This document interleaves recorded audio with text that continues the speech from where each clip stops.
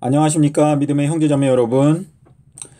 저는 오늘 이 시간에 2300 조석 예언과 그리고 70일의 예언이 왜 두 번에 걸쳐서 반복돼서 성취가 되는지 말씀을 드리겠습니다.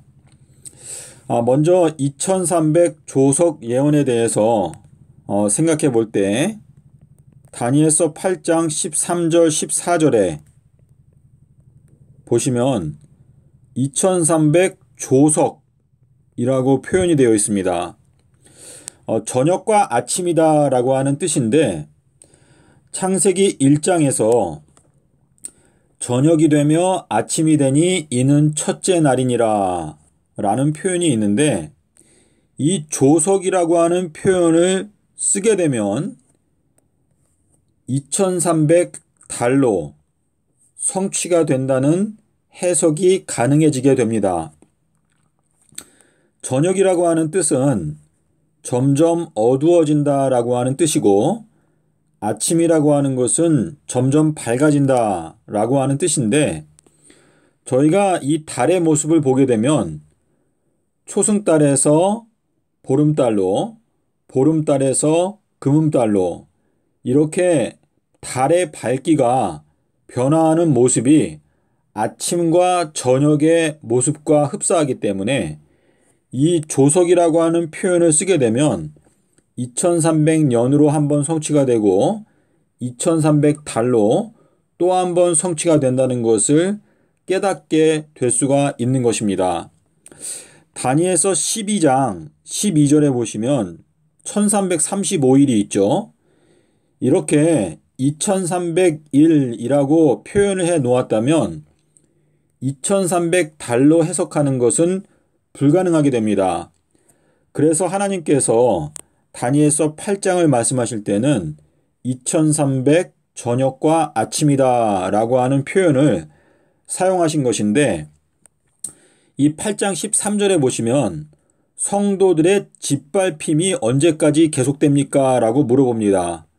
이 짓밟힘이라고 하는 것은 성도들에 대한 핍박을 말하는 것인데, 지금 성도들이 핍박을 당하고 있는데 그 핍박받는 것이 언제까지 계속됩니까? 라고 물어봤을 때 2300 조석까지다 라고 대답을 하였습니다. 자, 1844년이 되었을 때 2300년이 끝나게 되었고, 이때에는 성도들에 대한 핍박이 전 세계적으로 이제 사라진 것처럼 보이게 되었습니다. 자, 그런데 계시록 13장 3절에 보시면 이 일곱 머리를 갖고 있는 이 붉은 짐승의 머리가 하나가 상하여서 죽은 것처럼 되어 있었지만은 그 죽게 되었던 상처가 낫게 되었을 때 그 짐승이 또 다시 성도들을 42달 동안에 짓밟게 된다, 핍박하게 된다 라고 하는 내용이 나옵니다. 자, 그래서 이 짓밟힘이 두 번에 걸쳐서 성도들을 짓밟게 되기 때문에 한 번은 2300년, 또 한 번은 2300 달로 두 번에 걸쳐서 2300 조석 예언이 성취가 된다는 것을 저희가 깨닫게 되는 것입니다. 계시록 12장 1절에 보시면 하나님의 남은 교회에 대한 모습이 나오는데, 해를 입고 그리고 달을 발 아래 둔 여자가 나오고, 아가서 6장 10절에도 보면 해와 달에 은총을 입은 여자의 모습이 나옵니다. 자, 그리고 신명기 32장에도 보시면 요셉에 대해서 설명할 때 해와 달의 그 열매를 맺는 모습으로 설명이 되어져 있습니다. 자, 이 해와 달로 이 예언이 성취가 된다는 것을 저희가 깨닫게 되면 2300년은 태양을 중심으로 성취가 된 예언이고, 2300 달은 달을 중심으로 해서 마지막 때 성취가 되는 예언임을 저희가 깨닫게 됩니다. 자, 이 태양을 중심으로 성취되었던 2300년은 쓴 경험이었습니다.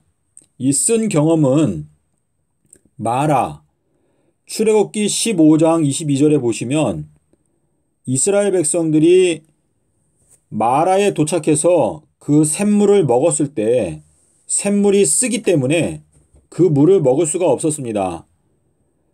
그래서 모세가 하나님께 부르짖었을 때 하나님께서 모세에게 나무를 보여주셨습니다. 모세가 그 나무를 샘물에 던져 넣었을 때 그 샘물의 맛이 달게 변하였습니다. 자, 이 나무는 우리가 열왕기하 6장 6절에도 보시면 엘리사의 생도들이 도끼를 가지고 나무를 하다가 그 도끼가 물속에 빠지게 되었습니다. 여기에 나오는 이 도끼는 히브리어 원어를 보시면 철입니다. 철. 시편 2편 9절에 보시면 철장 권세가 나오는데 그 철을 가리키는데 이 도끼가 물에 빠졌을 때에도 역시 엘리사가 나무를 그 물에 던졌을 때 그 도끼가 물 위로 떠 올랐습니다. 자, 이 나무는 잠언 3장 18절에 보시면 지혜는 그 얻은 자에게 생명나무다라고 말하고 있습니다. 이 지혜라고 하는 것이 생명나무인데 잠언 8장에 가시면 예수님을 지혜라고 표현하고 있습니다. 마태복음 12장 42절에 보시면 솔로몬보다 더 큰 이가 여기에 있느니라 라고 말씀하셨는데 예수님께서 요나의 표적을 말씀하시고 요나보다 더 큰 이가 여기에 있다. 솔로몬보다 더 큰 이가 여기에 있다. 요나는 비둘기라고 하는 뜻인데요. 이 비둘기의 순결성, 요나보다도 더 순결하신 분이 예수님이시고 그리고 솔로몬보다 더 지혜로운 분이 예수님이신데 지금 우리가 이 마라에 쓴 경험 1844년도에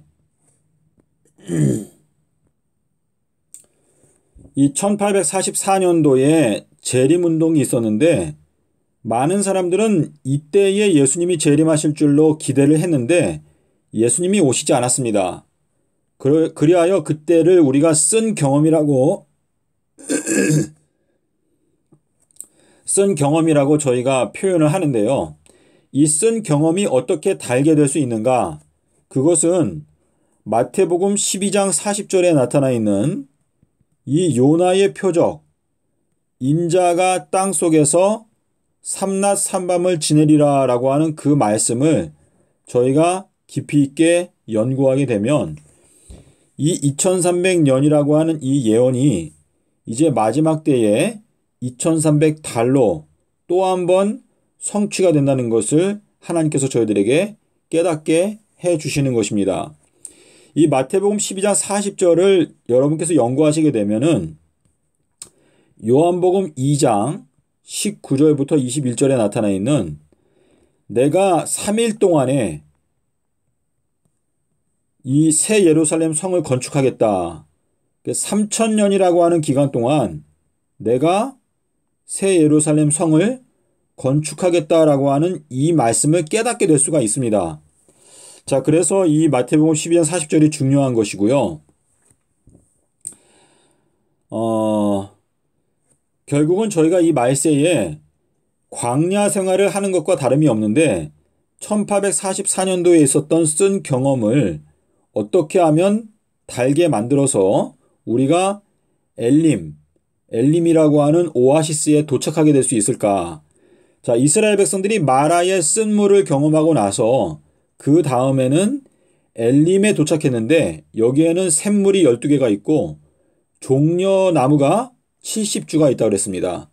그래서 이 오아시스에서 사람들이 정말 충분히 먹을 수 있었던 은혜를 받게 되었는데 이것이 우리 그리스도인들의 경험이 되기 때문에 하나님께서 그렇게 인도를 하신 것입니다.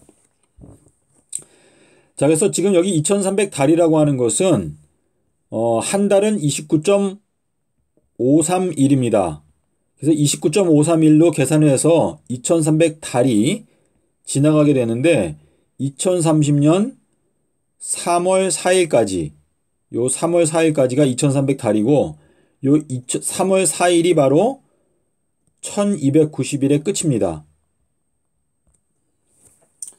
자, 요 내용은 여러분께서 이제 성경을 자세하게 보시면서 직접 확인해 보시게 되면 하나님께서 이 2300이라고 하는 숫자를 선택하신 이유는 2300년 때문이 아니라 2300달 때문에 2300이라고 하는 숫자를 선택하셨다는 것을 저희가 깨닫게 될 수가 있습니다. 자, 그러면 이제 71회로 저희가 이제 넘어가 보겠습니다. 자, 이 71회 예언은요, 다니엘서 9장 24절부터 27절까지 나오는 내용인데, 여기에 보시면은 이 예루살렘 건축인데, 예루살렘 건축에는 모퉁이 돌이 먼저 건축이 되어야 하고, 그 다음에는 성벽과 거리가 건축이 되어야 합니다. 자, 우리 계시록 21장 17절에 보시면 성벽의 두께가 144규빗이다 라고 말씀하셨는데, 이것은 14만 4천인들을 가리키는 것입니다. 다시 말해서 성벽은 이 예루살렘 성의 바깥에 있는 울타리인데, 그 울타리가 바로 이 성벽이고, 그리고 그 성벽 안에 이제 도시를 건축하는데, 그 도시는 바로 거리 또는 광장 이렇게 말하는데, 이 거리는 바로 이방인들을 가리킵니다. 계시록 7장 9절에 보시면 셀 수 없이 많은 무리가 흰옷을 입고 큰 환란 가운데서 나온다라고 표현하고 있습니다. 자, 이 거리라고 하는 것은 히브리어로 이게 라합인데요. 라합은 여리고 성이 멸망할 때 구원받았던 기생이었습니다. 여리고 성, 이방인들이 살고 있었던 그 여리고 성의 라합은 이방 여자인데, 그 거리라고 하는 요 표현 자체가 바로 히브리어로 라합입니다. 그래서 이 라합은 넓은 거리를 뜻하는데, 셀 수 없이 많이 구원받게 되는 이방인들을 가리키고 있습니다.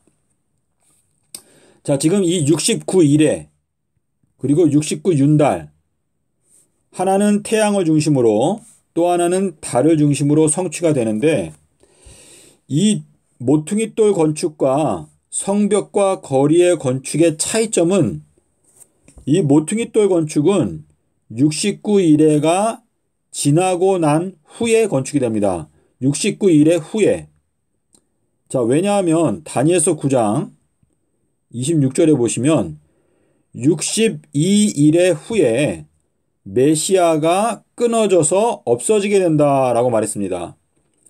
그것은 69일회가 지나간 다음에 예수님께서 십자가에서 죽으신다라고 하는 뜻인데, 기름 부음을 받은 자 왕이 일어날 때까지 69일회가 지난다. 그것은 AD 26년도가 되었을 때 예수님께서 침례를 받으셨다. 성령의 침례를 받으셨다. 예수님께서 이 AD 26년도에 침례를 받고 물에서 올라오실 때 성령의 비둘기 모양의 성령이 예수님 위에 임하였습니다. 그래서 이것이 바로 이 성령의 침례를 가리키는데, 그래서 예수님께서 AD 26년도에 메시아의 사명을 받게 되신 것입니다.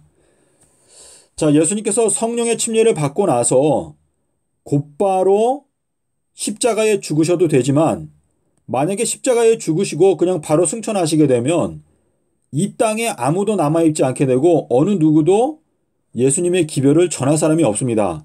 그래서 예수님께서 침례를 받고 나서 그 다음에 3년 동안 제자들을 양육하시고 3년이 지나간 후에 이제 십자가에서 죽으시면서 모퉁이돌을 완성을 하신 것입니다. 자, 그런데 이 성벽과 거리의 경우에는 69일의 안에, 다시 말해서 69윤달 기간 동안에 성벽과 거리가 건축이 됩니다. 자, 이것은 예수님께서 이미 모퉁이 돌을 놓고 하늘로 승천하셨기 때문에 이 69윤달 기간 동안에 성벽과 거리가 건축이 될 것이다 라고 하는 이 말씀은 다니엘서 9장 25절에 보시면 69윤달 동안 성벽과 거리가 건축이 된다라고 기록하고 있습니다. 자, 그래서 2030년도는 69윤달이 끝마쳐지는 해가 됩니다.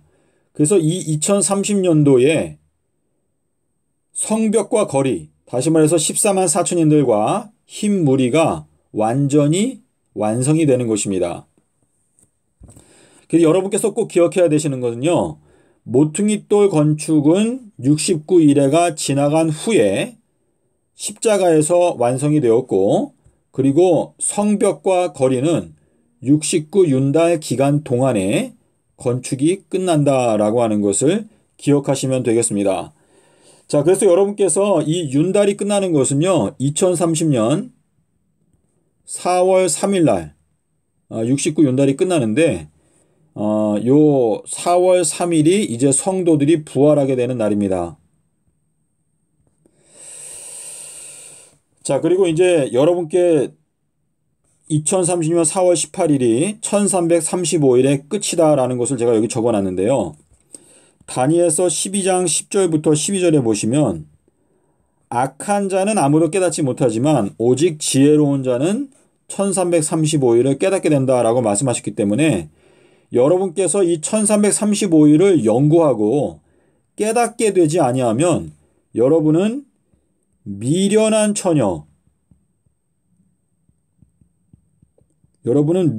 처녀로 하나님께서 그 잔치에 참석하지 못하고 그 바깥에 머물게 되는 지경에 빠지게 될 것입니다.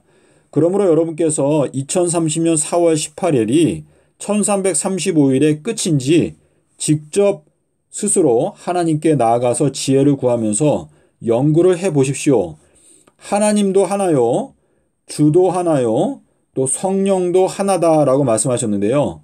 성령이 하나이기 때문에 여러분께서 하나님의 성령을 구하면서 이 내용을 연구하시면 여러분께서도 2030년 4월 18일이 1335일의 끝이라는 것을 깨닫게 될 줄로 믿습니다. 믿음의 형제자매 여러분, 저희들은 지금 이 마지막 때 하나님의 심판 아래 있습니다. 하나님께서 그분께서 기뻐하는 자들에게는 문을 열어주시고 그분께서 기뻐하지 아니하는 자들은 그 문이 절대로 열리지 않는데 이 은혜를 입기 위해서는 다니엘서 10장 제 기억으로 12절인데요. 거기 보시면 다니엘이 깨닫고자 하는 소망을 갖고 하나님 앞에서 스스로 겸비하게 하기로 결심하던 첫날부터 그의 기도가 들으신 바가 되었다라고 기록하고 있습니다. 자, 그래서 우리가 하나님 앞에 우리 자신을 겸비하게 낮추고 우리가 간절한 마음으로 기도하면서 성경의 예언을 연구하게 되면 지금은 여러분께서 2030년 4월 18일이 재림의 날짜라는 것을 깨달을 수 있는 시대에 살고 있습니다. 그러므로 여러분께서 이 예수님께서 사두개인들과 바리새인을 책망하실 때 이렇게 말씀하셨습니다. 너희들은 지식의 열쇠를 가져가서 너희들도 천국에 들어가지 않고 또 들어가고자 하는 자들도 못 들어가게 막는다라고 말씀하셨는데요. 지금 이 2300년, 2300달, 또 69일에 69윤달 이 내용을 신학자들이 이 내용을 받아들이려고 하질 않습니다. 이 내용이 확실한 해석인데 받아들이지 않는 이유는 본인들이 세워놓은 그 사상 누각, 거짓된 교리가 무너지게 되기 때문에 이것을 받아들이지 않는 것 같은데요. 여러분께서 평신도든지 또 중고등학생이든지 상관없이 이 마지막 때에는 하나님께서 어린 아이들의 찬송을 온전하게 하실 것이다 라고 말씀하셨는데, 이것은 빈부귀천을 막론하고 여러분께서 하나님 앞에 간절한 마음으로 이 말씀을 깨닫고자 연구하게 될 때 하나님께서 여러분에게 은혜를 베푸시고 이 말씀을 깨닫게 될 수가 있습니다. 이 예언을 깨닫게 되는 가장 기초가 되는 기초석이 뭐냐면 바로 마태복음 12장 40절인데요. 이 말씀을 깨달아야 성경의 예언이 다 열리게 됩니다. 그러므로 여러분께서 지혜의 근원이신 예수님께 나가서, 쉽게 말해서 마태복음 12장 40절이 이게 바로 나무입니다. 나무. 그 마라의 쓴물에 던졌던 나무인데, 이 마태복음 12장 40절을 가지고 여러분께서 예언을 연구할 때 예언의 말씀이 꿀과 같이 달아질 수 있다라는 것을 경험하실 수가 있습니다. 자, 사사기서 15장에 보시면 삼손이 수수께끼를 냈죠. 먹는 자에게서 먹는 것이 나오고 강한 자에게서 단 것이 나왔다. 자, 근데 그 답이 사자였는데 유다 지파의 사자이신 예수님의 입에서 단물이 나오는 것입니다. 꿀송이와 같은 말씀이 나오게 되는 것입니다. 그러므로 마태복음 12장 40절을 여러분께서 연구하시면은요, 이 마지막 때 2020년도부터 2030년까지 각각 어떠한 내용들이 성취가 되는지를 깨닫게 될 수가 있습니다. 자, 그러므로 여러분께서 마음을 예수 그리스도께 집중하시고 예언을 연구하신다면 여러분께서 이 마지막 때 지혜로운 다섯 처녀가 될 수 있게 될 것입니다. 감사합니다.